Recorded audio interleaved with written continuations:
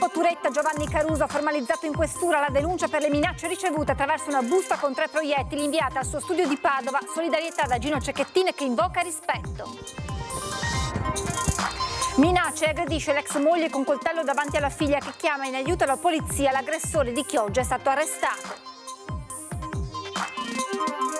Sono stati prosciolti dalle accuse l'ex direttore della pediatria di Verona e altri 6 tra ex e attuali dirigenti medici coinvolti nell'inchiesta sulla infezione da Citrobacter. A far scoppiare il caso le denunce dei genitori di 4 neonati morti.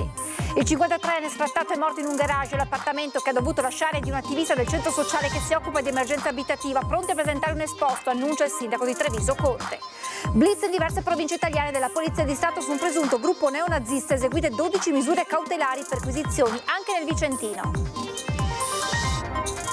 Sta facendo il giro del web un video in cui 2 ragazzini a San Donna di Piave si prendono a calci e pugni davanti alla scuola e messo nei loro confronti un DASPO urbano. Ultima settimana di riprese per Winter Harvest, il film sul sequestro del generale americano James Lee Dozier da parte delle Brigate Rosse. Liberato a Padova, la pellicola sarà nelle sale nella primavera 2025.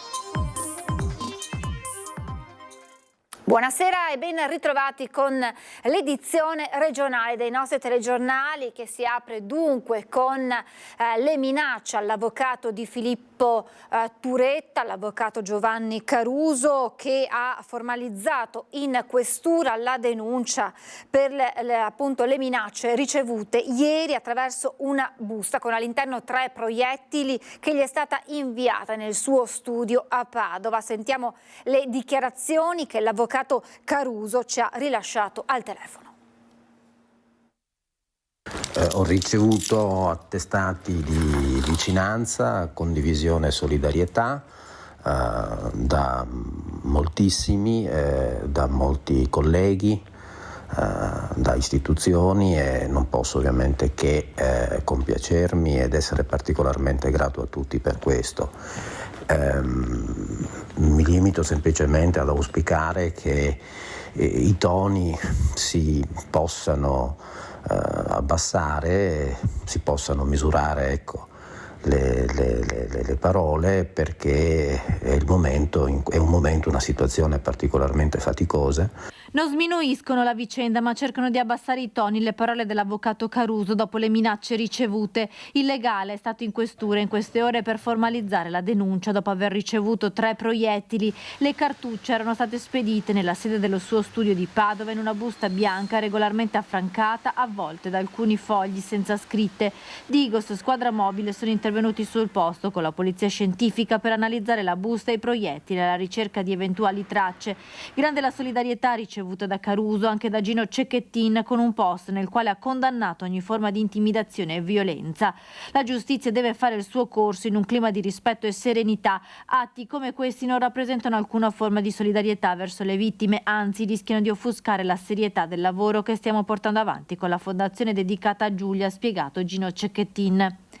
Ritengo che sia il modo migliore di far decantare una situazione così difficile, quello di essere tutti consapevoli che ognuno ha il proprio ruolo e che questo ruolo va rispettato fino in fondo. Ecco, questo ovviamente in un paese civile. Ho ricevuto ovviamente anche l'attestato di solidarietà, questo ci tengo a sottolinearlo, da parte dei colleghi delle parti civili, delle vittime, quindi la cosa mi ha particolarmente confortato e fa seguito, vorrei sottolineare, anche a quell'occasione di distensione, a quel gesto di distensione che ho avuto personalmente con i familiari di Giulia Cecchettin nel corso dell'udienza del 3 dicembre.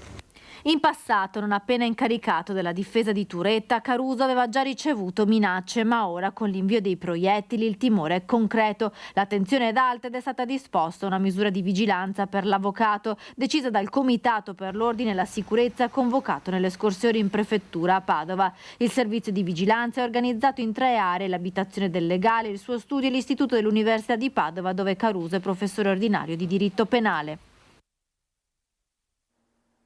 E anche la famiglia di Filippo Turetta è sotto sorveglianza da ormai un anno.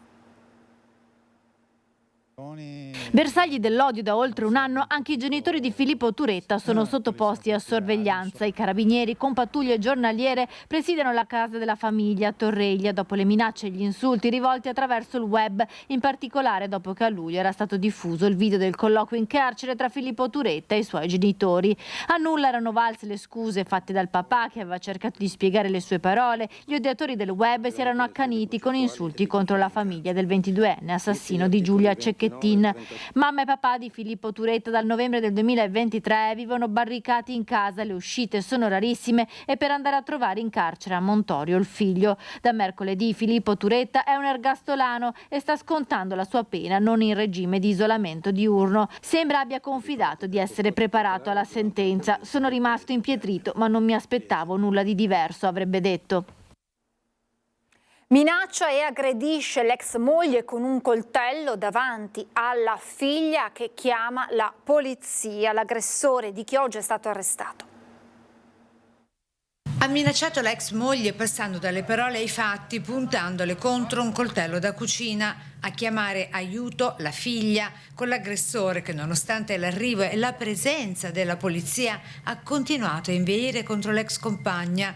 È stato arrestato per maltrattamenti. Il fatto nei giorni scorsi a Chioggia, all'interno dell'abitazione in cui la coppia ancora conviveva. Dagli accertamenti sul posto è emerso come la compagna già in passato fosse stata vittima di episodi di violenza analoghi da parte dell'uomo. Il giudice, dopo aver convalidato l'arresto, ha disposto nei confronti dell'indagato l'allontanamento dalla casa familiare e il divieto di avvicinamento alla donna, nonché l'applicazione del braccialetto elettronico. Per effetto delle norme anti-stalking non potrà entrare nel territorio comunale di Chioggia.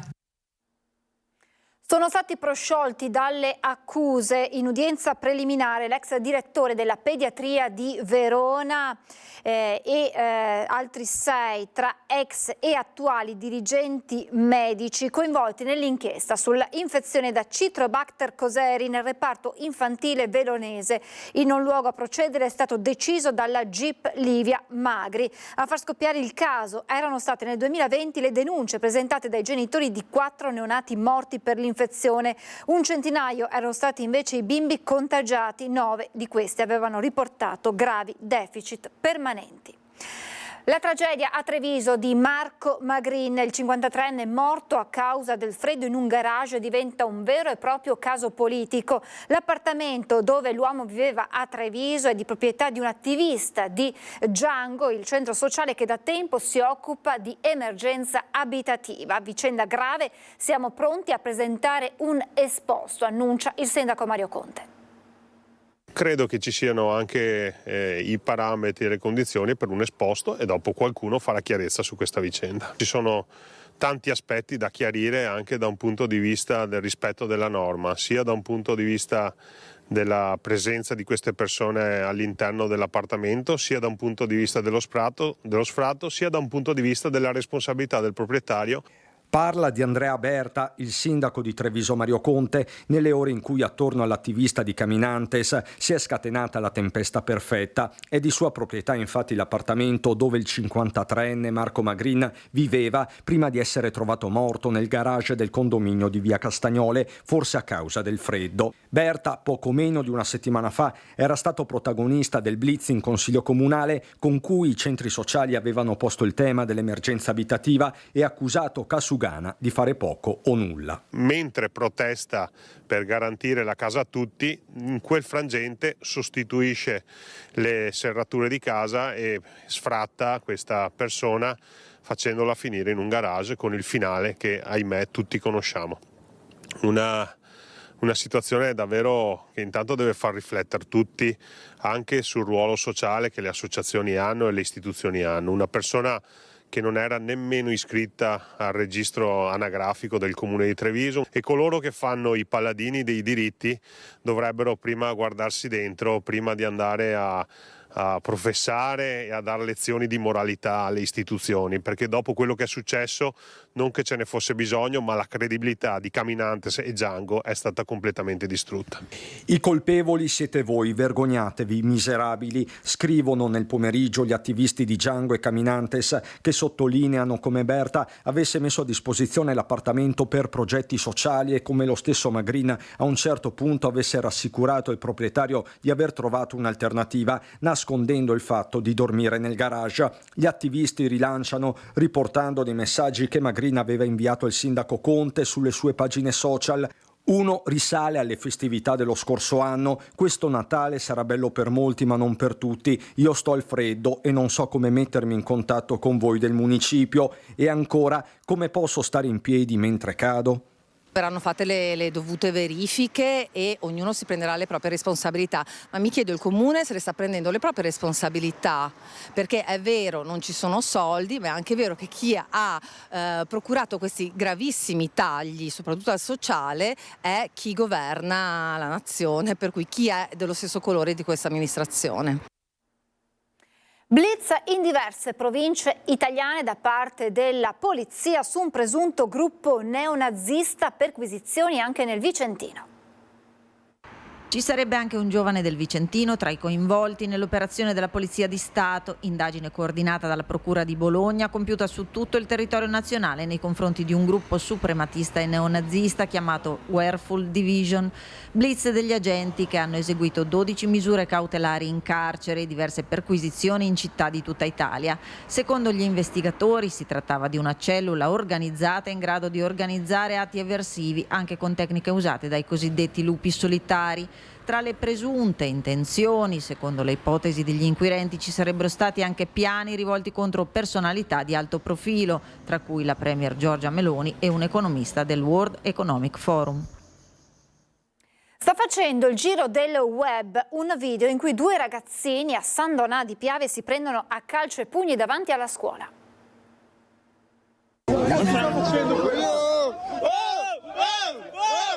Eccolo il video che in poche ore si è diffuso nel web. Due ragazzini studenti si prendono a calci e pugni nei pressi del centro studi di via Perugia a San Donà di Piave, circondati da decine di coetanei che esultano per l'uno o per l'altro anche quando uno viene messo al tappeto.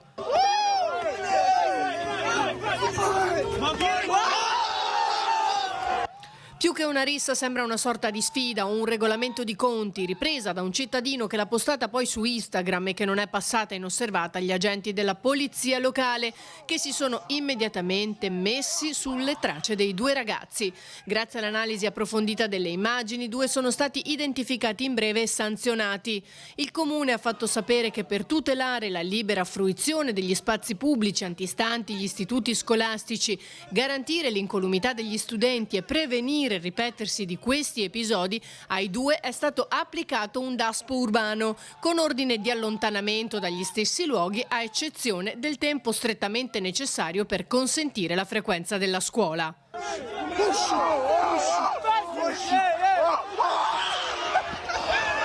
Atti di violenza come questo non sono ammissibili nella nostra comunità, è stato il commento dell'assessore alla sicurezza Cereser, e la misura del DASPO urbano, ha concluso, sarà applicata ogni qualvolta dovessero ripetersi episodi di simile gravità. Nel Vicentino con l'ennesima truffa ad un anziano, stavolta però fortunatamente sventata per tempo. È stato grazie alla prontezza di un cassiere di un istituto di credito del centro storico che una truffa ad un 83enne è stata sventata. L'anziano chiedeva al cassiere di effettuare un bonifico di 1.000 euro mentre era al telefono con una donna che gli forniva in viva voce l'IBAN del conto corrente su cui effettuare il versamento. Ha avuto il sospetto che l'uomo potesse essere vittima di un raggiro. Il cassiere ha contattato la Polizia di Stato per verificare l'identità della donna che, contattata dai poliziotti, ha riattaccato rendendosi irreperibile. L'anziano ha poi riferito agli agenti di non conoscerla personalmente e che gli aveva chiesto del denaro per risolvere alcuni problemi personali, all'esito dei quali lo avrebbe raggiunto di persona per ringraziarlo e fargli compagnia. La prontezza del cassiere e l'intervento degli agenti hanno evitato che la truffa venisse consumata. Casette natalizie del centro storico di Vicenza prese di mira dai malviventi. C'è stato un tentativo di apertura hanno portato via la moneta che avevamo in cassa, non hanno fatto granché, diciamo, perché la guardia si è accorta, perché è caduto, hanno svitato tutta la serratura, è caduta per terra e quindi ha fatto un po' di rumore, è arrivata la guardia e li ha fatti scappare. Ieri mattina hanno tentato di aprire da qua. Abbiamo visto che c'era un tentativo di scasso, non hanno aperto, quindi siamo stati tranquilli. Hanno cominciato a svitare praticamente il lucchetto, togliendo delle viti, non sono riusciti ad entrare, però le ho cambiate mettendo su altro tipo di viti e ci hanno lasciato stare. Diciamo che preferiscono il cibo, ecco. Le pantofole al momento non sono interessanti. Mercatini di Natale bersagliati dai malintenzionati, tra i tentati e i furti subiti. L'ultimo episodio in ordine di tempo ieri sera, quando i poliziotti delle volanti sono intervenuti dopo che un addetto alla vigilanza privata ha visto e inseguito un uomo che scappava dopo aver rubato 400 euro dal registratore di cassa di una delle casette allestite in piazza Biade.